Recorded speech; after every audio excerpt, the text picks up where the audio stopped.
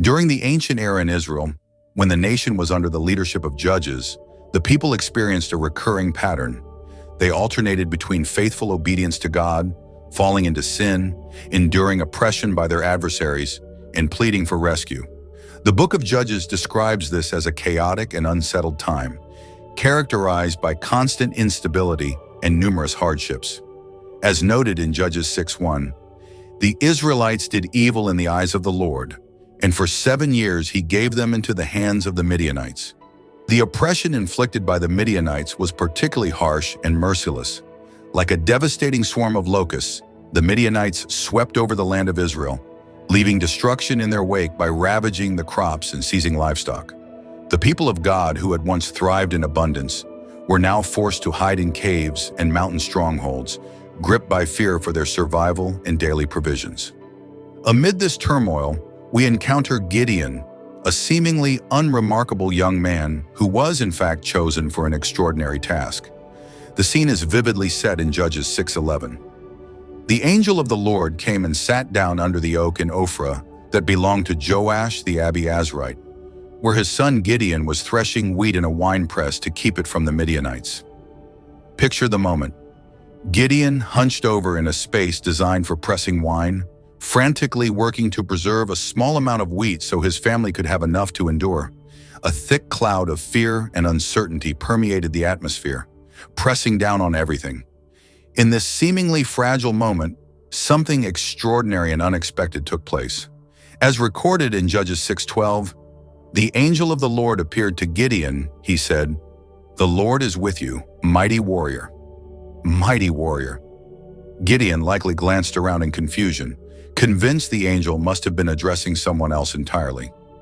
Gideon's reply clearly reveals his doubts and the frustration he was feeling. In Judges 6:13, we read, "Pardon me, my Lord," Gideon replied, "but if the Lord is with us, why has all this happened to us? Where are all his wonders that our ancestors told us about when they said, 'Did not the Lord bring us up out of Egypt?' But now the Lord has abandoned us and given us into the hand of Midian." Gideon's reply resonates with the struggles and questions many of us grapple with when encountering hardships. Where can God be found when suffering surrounds us? Why do hardships and suffering occur even when God is said to be with us?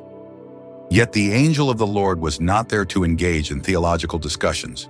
He arrived with a clear and purposeful mission. Judges 6:14 carries on with the message. The Lord turned to him and said, "Go in the strength you have and save Israel out of Midian's hand. Am I not sending you?" Despite hearing this, Gideon remains unconvinced and begins to offer excuses. Gideon perceives himself as the most insignificant member of his family, which itself is the weakest within their entire tribe. How could someone like him be selected for such an extraordinary and daunting mission? Judges 6:15-16 reveals this exchange. "Pardon me, Lord," Gideon replied, "but how can I save Israel? My clan is the weakest in Manasseh, and I am the least in my family," the Lord answered. "I will be with you, and you will strike down all the Midianites, leaving none alive." God's promise is unmistakable and filled with authority. This promise relies not on Gideon's abilities, but entirely on God's presence and unmatched power. However, Gideon, still unsure, requests a sign as confirmation. Gideon prepares a special offering consisting of goat meat and unleavened bread. The angel of the Lord responds by performing a miraculous act. As recorded in Judges 6:21, with the tip of the staff that was in his hand, the angel of the Lord touched the meat and the unleavened bread. Fire flared from the rock, consuming the meat and the bread, and the angel of the Lord disappeared. In that instant, the overwhelming reality of God's divine presence struck Gideon profoundly. Judges 6:22-23 narrates, "When Gideon realized that it was the angel of the Lord, he exclaimed, 'Alas, sovereign Lord, I have seen the angel of the Lord face to face.' But the Lord said to him, 'Peace, do not be afraid, you are not going to die.'" This extraordinary calling was firmly established. Gideon, the most unlikely candidate, had been divinely selected for a mission that would alter the trajectory of Israel's history forever. The path of his transformation, from a terrified individual concealing himself in a winepress to a courageous leader of his people, was only in its infancy.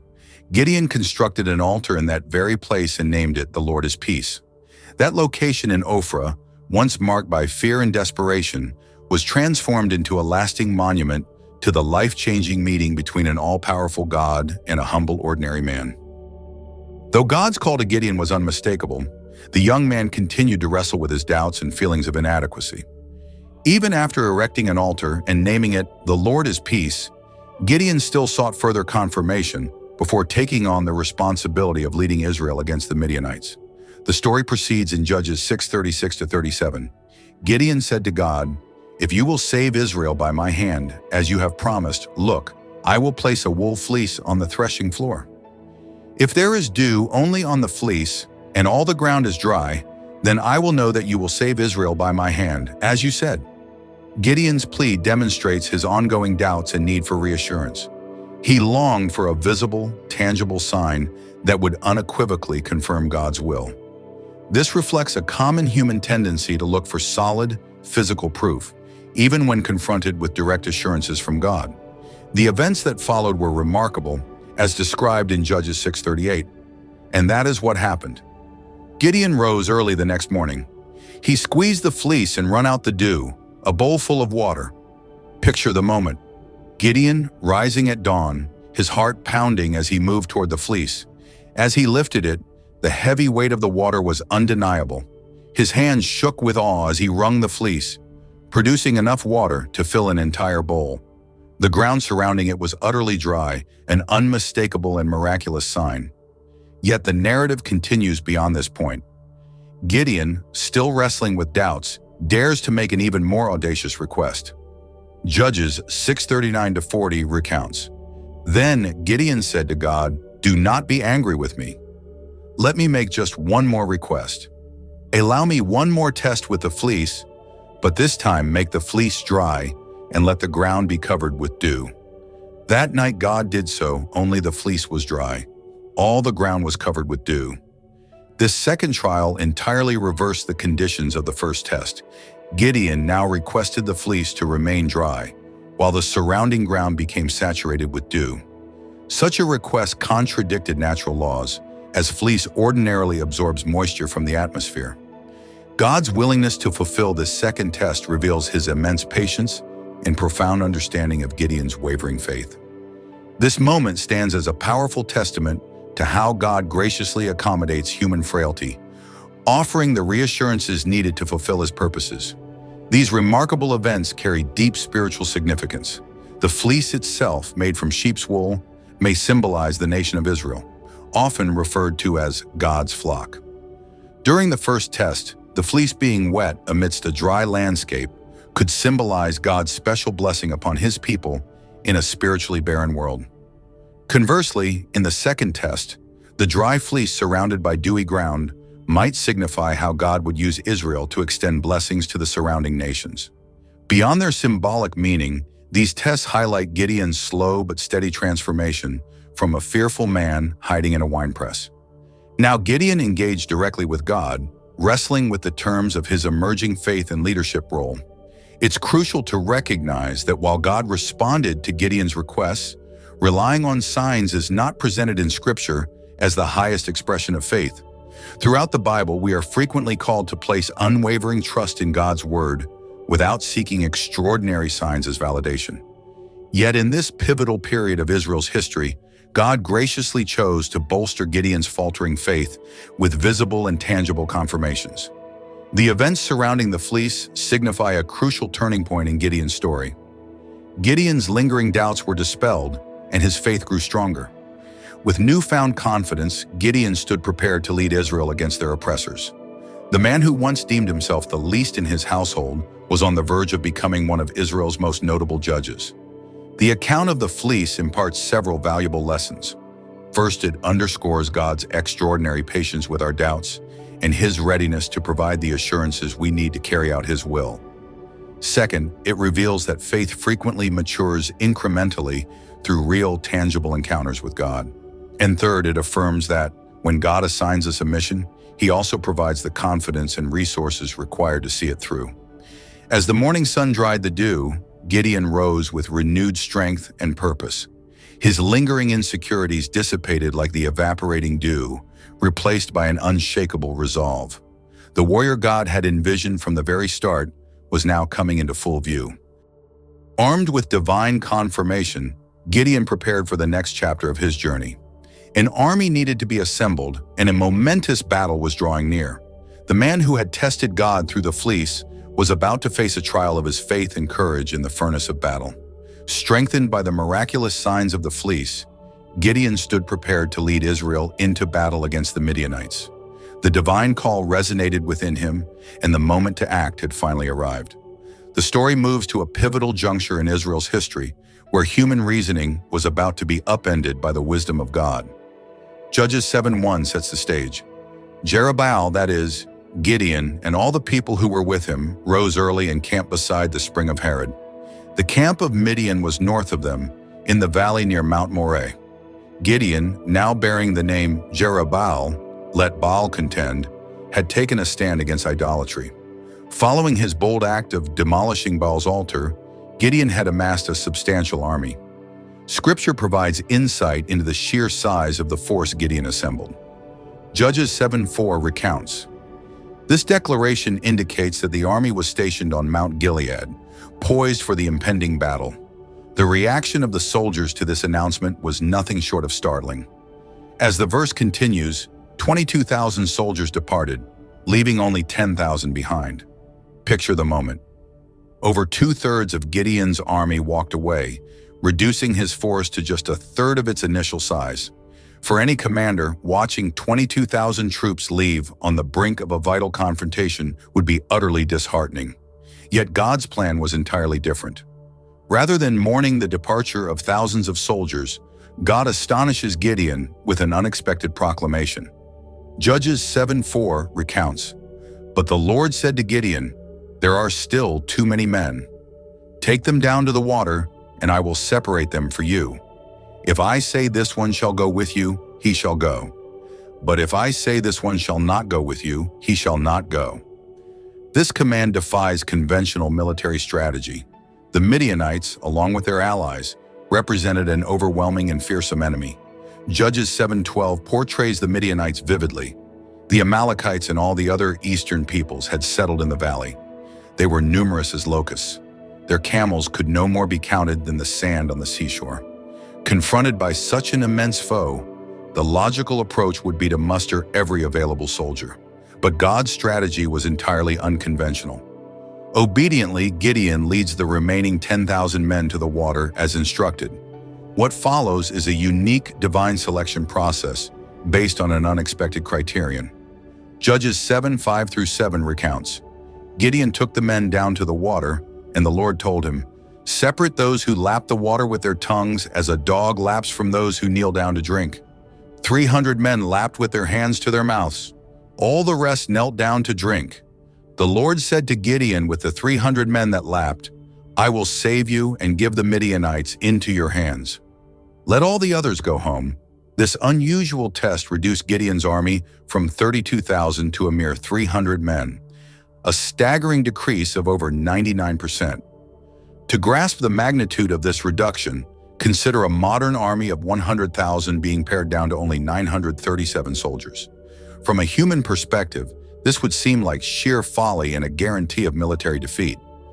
Yet, God's methods transcend human understanding, and his plans are beyond our comprehension. This dramatic downsizing served a clear purpose, as stated in Judges 7:2.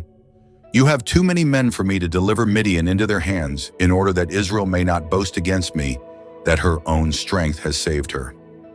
God was imparting a profound lesson, not only to Gideon, but also to the nation of Israel and to all generations yet to come. Triumph would not be achieved through overwhelming numbers or superior tactics, but solely through God's omnipotent power. This principle resonates throughout history, culminating in the New Testament with Paul's words in 2 Corinthians 12:9. "My grace is sufficient for you, for my power is made perfect in weakness." At first glance, choosing the 300 men based on how they drank water might appear arbitrary, but it likely holds deeper significance. The men who lapped the water like dogs, staying upright and alert, might symbolize the most ready and vigilant warriors. They maintained their focus, refusing to lower their guard, even for the simple act of drinking water. Such alertness would prove vital in the impending battle. Additionally, the number 300 carries symbolic weight in biblical history. Abraham used 318 men to rescue Lot in Genesis 14. Similarly, Samson achieved victory over the Philistines with 300 men in Judges 15. Once again, God was showcasing his ability to achieve mighty works through a few faithful individuals. Envision the mixture of emotions sweeping through the Israelite camp that night. The 9,700 soldiers who returned home may have felt a combination of relief at avoiding the fight and shame for not being among the chosen, while the 300 who stayed behind were left with a profound sense of honor and trepidation. Those who remained likely grappled with a blend of pride in being selected and apprehension about the daunting challenge that lay ahead. For Gideon, this moment marked the ultimate trial of his recently bolstered faith. Gideon had previously sought signs from God using the fleece, and God had graciously responded. Now it was God who was calling on Gideon to demonstrate his trust by leading an incredibly small army against a massive enemy force.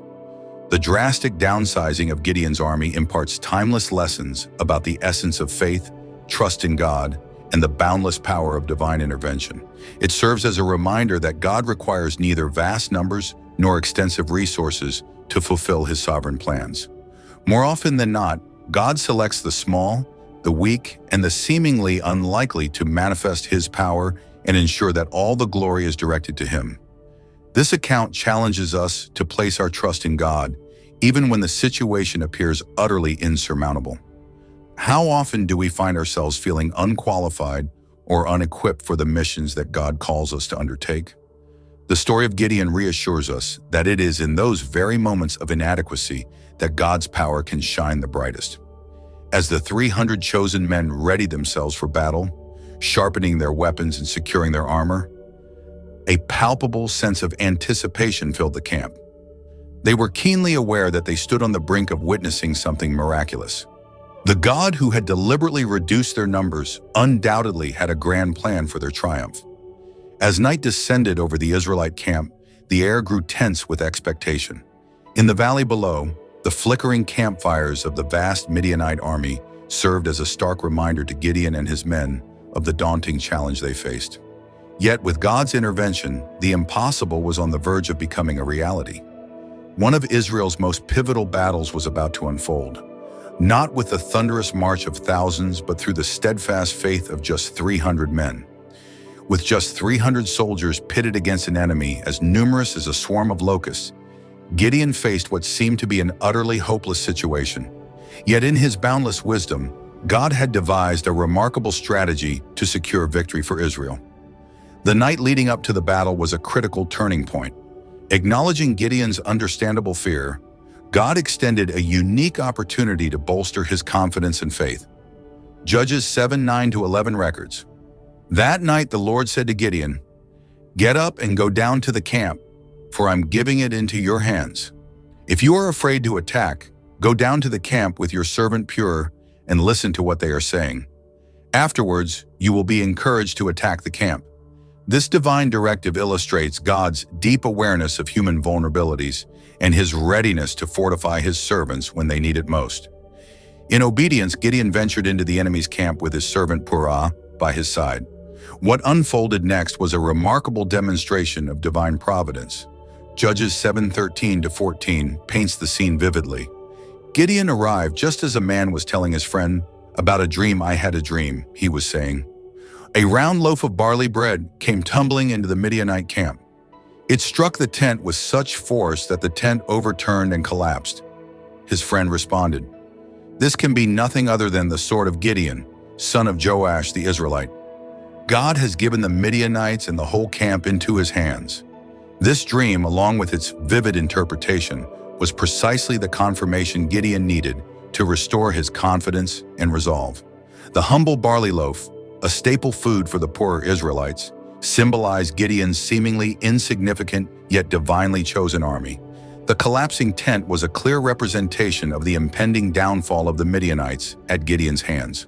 Through this dream, God revealed to Gideon that even his enemies were subconsciously acknowledging the divine power working on his behalf.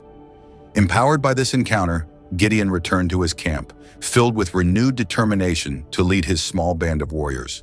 Judges 7:15 recounts, "When Gideon heard the dream and its interpretation, he worshipped God. He returned to the camp of Israel and called out, 'Get up! The Lord has given the Midianite camp into your hands.'" Bolstered by a strengthened faith, Gideon prepared to carry out the unconventional strategy God had revealed. The plan was nothing short of extraordinary. Judges 7:16 describes it in detail, dividing the 300 men into 3 companies. He placed trumpets and empty jars in the hands of all of them, with torches inside. Picture the dramatic moment: 300 men, each armed not with swords or shields, but with trumpets clutched in one hand and jars concealing torches in the other. Such an unusual choice of equipment was far from the typical arsenal expected of warriors preparing to confront a significantly larger and more formidable enemy force. Gideon gave his warriors precise instructions, as recounted in Judges 7:17-18. "Watch me," he commanded them, "and follow my lead." He continued, "When I reach the edge of the camp, do exactly as I do. When I and those with me blow our trumpets, you too will blow yours from every side of the camp and shout, 'For the Lord and for Gideon.'" This guidance was clear and strategic, ensuring perfect coordination for their bold plan. Gideon's strategy, while seemingly straightforward, was ingenious in its psychological impact. The goal was to deceive the enemy into believing they were under attack by a massive army. By exploiting the cover of darkness and the element of surprise, the plan was designed to sow confusion and terror among the Midianites. The dramatic execution of the plan is described in Judges 7:19-20. Gideon and the 100 men with him reached the edge of the camp at the beginning of the middle watch, just after they had changed the guard. At that moment, they unleashed their assault, blowing their trumpets and smashing the jars they carried. The 3 companies blew the trumpets and smashed the jars. Grasping the torches in their left hands and holding in their right hands the trumpets they were to blow, they shouted a sword for the Lord and for Gideon. The impact of this divine strategy was both swift and overwhelming. Judges 7:21-22 recounts, "Every man remained stationed at his position around the camp, and all the Midianites began to run, crying out as they fled. When the 300 trumpets sounded, the Lord caused the men throughout the camp to turn on each other with their swords. The army fled to Beth Shittah, towards Zarira as far as the border of Abel-Meholah near Tabbath. The confusion in the Midianite camp was complete and overwhelming. The piercing blasts of 300 trumpets shattered the night's silence, accompanied by the dazzling glow of 300 torches suddenly cutting through the darkness. The cries of, 'For the Lord and for Gideon,' reverberated from every direction, amplifying the fear and making it seem as though a colossal army had surrounded them. In their blind panic, the Midianites turned on each other, unable to differentiate between allies and enemies in the pitch-black chaos, further deepening their disarray and ensuring their downfall. This remarkable divine strategy reveals several profound and essential truths. To begin with, it clearly demonstrates how God frequently employs unconventional means to accomplish his divine purposes. Remarkably, the tools of triumph in this battle were not traditional weapons like swords or spears, but instead, they were unexpected items: trumpets, jars, and torches. Secondly, this account emphasizes the crucial value of obedience in fulfilling God's plans. Gideon and his men adhered meticulously to God's directions, even when those instructions appeared unusual or defied conventional logic. Their unwavering faithfulness was met with an extraordinary and miraculous victory. Furthermore, it serves as a vivid illustration of the incredible power that faith in action can wield. The 300 men were required to place their trust in the success of the plan, courageously putting themselves in peril by smashing their jars and making their positions visible with the torches. Lastly, it shows that when God takes charge, even the smallest and seemingly weakest forces can conquer the most formidable challenges. This victory was not achieved through Israel's might or military power, but rather through the divine strength of God operating through his faithful and obedient servants. As the Midianites scattered in panic, Gideon and his men stayed steadfastly in their positions, observing the astonishing evidence of divine intervention. Although the battle itself was won, the pursuit of the retreating enemies had only just begun. The Israelite forces, who had been observing from afar, would now enter the fray to assist in the chase, ensuring the triumph that God had so marvelously set into motion was fully realized. Strengthened by his complete trust in God's power, Gideon led a determined and unyielding pursuit of the fleeing adversaries. This phase of the campaign would not only showcase Gideon's unwavering resolve, but also expose the internal struggles and divisions that Israel faced, even in the midst of success. Judges 7:23-24 gives us insight into how this relentless pursuit began. The Israelites from the tribes of Naphtali, Asher, and all of Manasseh were summoned, and they joined in the chase after the Midianites. Gideon dispatched messengers to the hill country of Ephraim with this command: "Come down and attack the Midianites. Take control of the waters of the Jordan as far as Beth-barah to block their escape route." This summons highlights Gideon's skillful and strategic leadership during the campaign. Gideon not only relentlessly pursued the enemy, but also effectively organized reinforcements to intercept and block the Midianites' path of retreat. The response from the Ephraimites was swift, as evidenced in the continuation of Judges 7:24. All the men of Ephraim were summoned, and they successfully secured the waters of the Jordan up to Beth-barah. This strategic move by Gideon turned out to be highly effective. Judges 7:25 recounts, "They also captured 2 Midianite leaders, Oreb and Zeb. They killed Oreb at the rock of Oreb and Zeb at the winepress of Zeb. They pursued the Midianites and brought the heads of Oreb and Zeb to Gideon, who was on the other side of the Jordan." The capture and subsequent execution of the Midianite leaders, Oreb and Zeb, dealt a substantial and demoralizing blow to the enemy forces. Nevertheless, this victory also revealed underlying internal discord and tensions among Israel's tribes. Judges 8:1 provides insight into how this conflict began. The men of Ephraim confronted Gideon with accusations saying, "Why did you treat us this way? Why didn't you involve us when you set out to fight the Midianites?" They rebuked him with great intensity. This response from the Ephraimites reveals their sense of tribal pride and their strong desire for recognition, which frequently posed a challenge to Israel's unity. Although they had made a vital contribution by capturing the Midianite leaders, they still felt excluded from the honor of the initial victory. Gideon's reply showcases his tactful diplomacy and wisdom in handling conflicts. Judges 8:2-3 states, "But he answered them, 'What have I accomplished compared to you? Aren't the gleanings of Ephraim better than the full grape harvest of Abuzer? God gave Oreb and Zeb, the Midianite leaders, into your hands. What was I able to do compared to you?' At this, their resentment against him subsided. By responding in such a wise and measured manner, Gideon succeeded in calming the Ephraimites. He honored their efforts while modestly minimizing his own accomplishments. Gideon's capacity to navigate internal disputes proved essential for preserving Israel's cohesion, both during and after the campaign.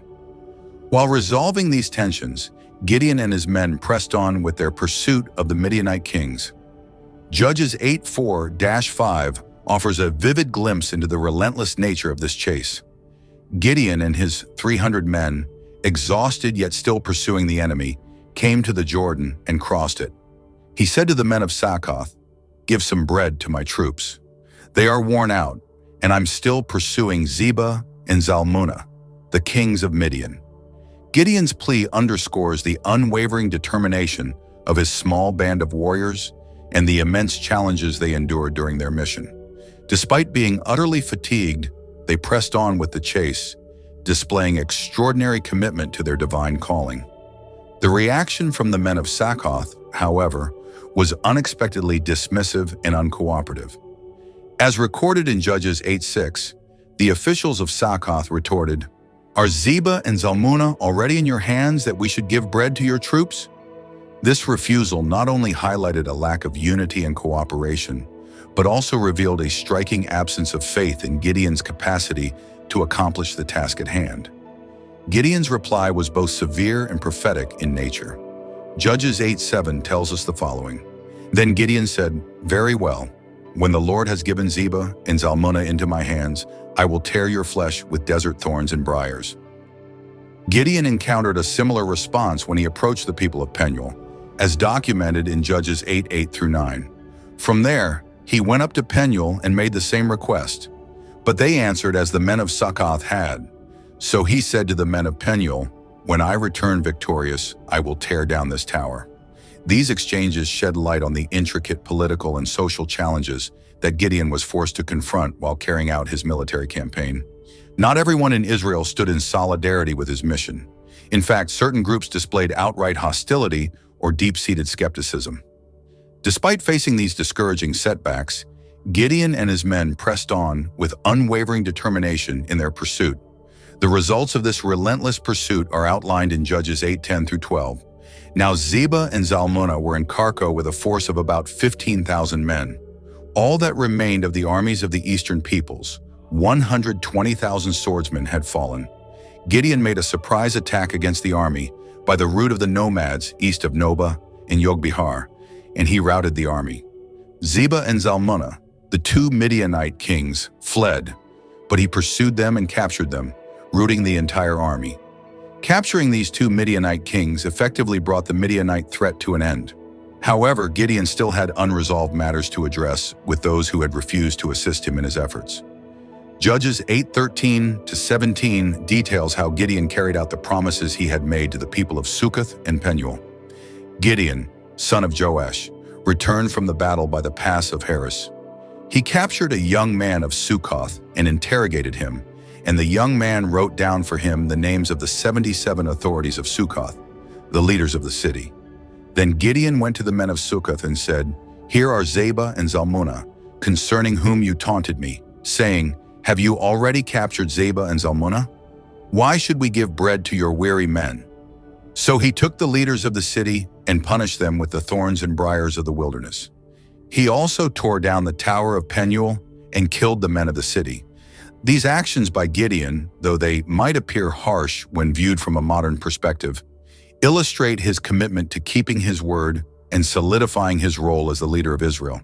They also stand as a stark warning about the consequences of failing to show unity and provide support during moments of national peril. Finally, Gideon confronted the Midianite kings he had captured during the campaign. Judges 8:18-21 narrates this final dramatic encounter. Then he asked Zebah and Zalmunna, "What kind of men were those whom you killed at Tabor?" "Men like you," they answered, "each one with the bearing of a prince." Gideon replied, "Those men were my brothers, the sons of my mother. As surely as the Lord lives, if you had spared them, I would not kill you," he said to Jether, his oldest son. "Draw your sword and kill them." But Jether did not draw his sword because he was afraid. Being still a boy, Zebah and Zalmunna said, "Get up yourself and kill us, for as the man is, so is his strength." So Gideon arose and killed them, and he took the ornaments off the necks of their camels.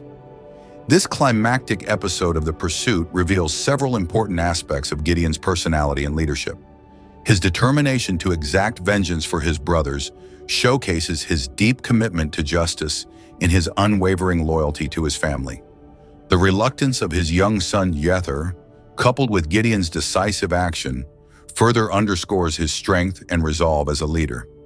The deaths of Zebah and Zalmunna brought Gideon's arduous campaign against the Midianites to a definitive conclusion.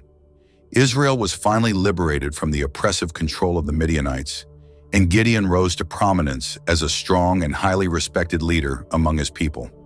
However, the effects of this victory, along with the choices Gideon made in its aftermath, would leave a significant and enduring mark on Israel's history, as we shall uncover in the next phase of his life. Following his decisive triumph over the Midianites, Gideon found himself elevated to a position of immense respect and influence within the nation of Israel. Nevertheless, Gideon's legacy would become a complex narrative of both remarkable triumphs and heartbreaking tragedies, encompassing acts of faithfulness as well as moments of failure. The people, deeply impressed by Gideon's leadership and success, presented him with an unexpected and notable proposal. As stated in Judges 8:22, the Israelites approached Gideon and said, Rule over us, you, your son, and your grandson, because you have saved us from the hand of Midian." This proposal revealed the people's growing desire for strong, centralized leadership, a sentiment that foreshadowed the establishment of Israel's monarchy in the future. Gideon's response, however, reflected his deep awareness of who the true king of Israel was meant to be. Judges 8:23 records his reply as follows: "But Gideon told them, 'I will not rule over you, nor will my son rule over you. The Lord will rule over you.'" Gideon's statement was a profound testament to his faith and a clear acknowledgement of God's rightful position as the ultimate leader of Israel. He fully understood that his victory had not come through his own strength or abilities, but rather through the mighty power of God. Nevertheless, the actions Gideon took in the aftermath of this event began to reveal the complicated and multifaceted nature of his character. Judges 8:24-27 provides an account of an intriguing and significant event. He went on to say, "I do have one request of you. Give me each of you an earring from your share of the plunder." "It was the custom of the Ishmaelites to wear gold earring," they answered. "We'll be glad to give them." So they spread out a garment, and each man threw a ring from his plunder into it. The weight of the gold earrings he asked for came to about 25 pounds, not counting the ornamental pendants, the purple garments worn by the kings of Midian, or the chains that were on the camels' necks. Gideon made the gold into an ephod, which he placed in his hometown Ophrah. All Israel prostituted themselves by worshiping it there, and it became a snare to Gideon and his family. This event uncovers a notable weakness in Gideon's judgment and discernment. Although Gideon may not have intended to establish an idolatrous cult, his actions ultimately caused the people to engage in a misguided and improper form of worship. The ephod, a priestly garment that he had fashioned, became an object of undue reverence and false worship, drawing the people away from the true worship of God. Despite this serious misstep, Gideon's leadership had an immediate positive effect on Israel, as stated in Judges 8:28. Thus, Midian was subdued before the Israelites and did not raise its head again. During Gideon's lifetime, the land had peace for 40 years. These 4 decades of peace served as a testament to the strength of Gideon's leadership and to the blessings of God upon Israel when the nation followed his ways. However, the story also indicates that the foundation for future problems was quietly being laid during this time. Judges 8:30-31 offers insight into Gideon's personal life and family situation. Gideon had 70 sons born to him, for he had many wives. His concubine, who lived in Shechem, also bore him a son, whom he named Abimelech. This portrayal of Gideon's family life, especially the reference to his numerous wives and a concubine, implies that he may have embraced practices more characteristic of the kings of surrounding nations than those expected of a divinely appointed leader of Israel. The deliberate mention of Abimelech is particularly noteworthy, as he would later become a key figure in one of the more tragic chapters of Israel's history. Judges 8:32 provides a concise summary of Gideon's final years in passing. Gideon, son of Joash, died at a good old age and was buried in the tomb of his father Joash in Ophrah of the Abizrites. Tragically, following Gideon's death, the people of Israel swiftly abandoned the path of righteousness. Judges 8:33-35 recounts the events that unfolded after Gideon's passing. No sooner had Gideon died than the Israelites again prostituted themselves to the Baals. They set up Baal-berith as their god and did not remember the Lord their God who had rescued them from the hands of all their enemies on every side. They also failed to show loyalty to the family of Jerubbaal, that is Gideon, for all the good things he had done for them. This relapse into idolatry and the absence of gratitude toward Gideon's family vividly illustrates the recurring pattern of Israel's history during the era of the Judges. Times of faithfulness and divine blessing were frequently succeeded by periods of spiritual backsliding and national unrest. The account of Gideon stands as a profound and inspiring testament to how God can work through the most unexpected and seemingly unqualified individuals to accomplish his divine purposes. From the moment God called him, despite his status as the least significant member of his family, to his rise as a courageous and influential leader of Israel, Gideon's story demonstrates that faith and obedience have the power to triumph over even the deepest fears and insecurities. The life of Gideon serves as a challenge and encouragement for us to put our trust in God, even when the odds are overwhelmingly against us, and the situation seems utterly hopeless. It reminds us of a vital truth. God is able to achieve incredible things with even the smallest resources when we wholeheartedly place our trust in Him and His plans. As we take time to reflect on this powerful story, we should ask ourselves, in what areas of our lives might God be urging us to step out and take bold action in faith? What seemingly insurmountable armies of challenges or difficulties are we currently facing in our own lives? How can we, following Gideon's example, take the next step forward in obedience, relying not on our personal abilities or strength, but fully trusting in the boundless power of God? The story of Gideon continues to hold deep relevance for us today, reminding us that God is still actively working to transform ordinary, everyday people into extraordinary instruments to accomplish His will and His purposes. May we also respond to God's call, as Gideon did, with unwavering faith and sincere obedience, fully prepared to be used by Him in ways that are far beyond anything we could have ever envisioned or imagined for ourselves. If this story has spoken to your heart and inspired you, and if you are eager to explore more about the remarkable heroes of faith in the Bible, we encourage you to subscribe to our channel and turn on your notifications so you don't miss anything. Together, we can embark on a journey to dive into the profound and timeless lessons that Scripture offers and discover how we can apply these truths and teachings to enrich and guide our everyday lives.